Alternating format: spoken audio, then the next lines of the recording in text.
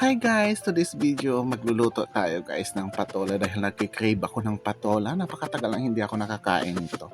Lagi na lang kasi isda yung kinakain ko o kaya yung karne. Kaya ayan, gusto ko rin magluto ng gulay at nang naisipan ko nga patola, nung maalala ko yung patola, ayan, nagki-crave talaga ako. At saka syempre, naisipan kong lagyan ito ng konting hipon at ng sotanghon guys. Napakasimple lang lutuin ito.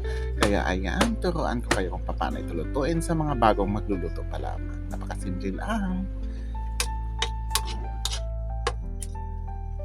Ayan, sa panimula nga natin dyan, so kailangan muna natin isang kutsa yung hipon. Lagyan natin ng konting tubig at patuyuin ito para matanggal talaga yung lansa niya kapag sinahog na natin ito mamaya. At kapag natuyo na nga ito, ilalagay lang natin muna sa isang mangkok at isit aside muna natin ito. Kunti lang ang lulutuin ko dyan guys kasi mag-isa lang naman ako syempre. Kaya ayan, ilang pirasong hipon lang naman yan at saka isang balot na maliit lang na sotanghon at syempre isang pirasong patola. Ayan, nagisa na nga tayo dyan ng ating bawang. At syempre, isusunod na natin ang ating sibuyas at ilalagay na rin natin dyan ang ating patola para medyo luto na siya bago natin ilagay ang ating hipon.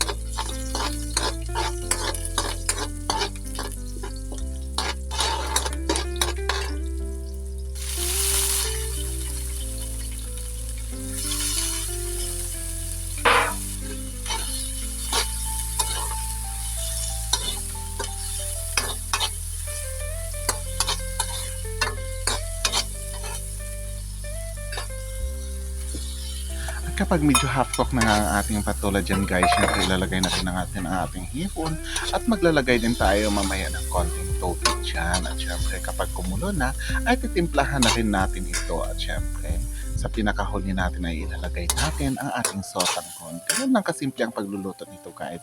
Ito lang ang aking mga simpleng niluluto kapag ako lang mag-isa dito sa bahay. Kapag wala akong bisita o kaya wala yung aking pamangkin at may pasok siya, syempre magagawa ako ng paraan kung paano ako makakain sa aking tanghalian. Napakasimple lang at ang mamurang pagkain lang na hindi ako masyadong magagastusan. Ayan.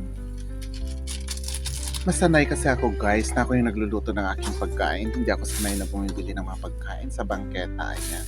Kaya nga kung kahit na mag-iisa lang ako, ay pinipilit ko talagang magluto ako kasi mas alam ko kung anong mga nilalagay kong mga rekado at kung anong mga pampalasa ang aking nilalagay na hindi nakakasama sa ating katawan.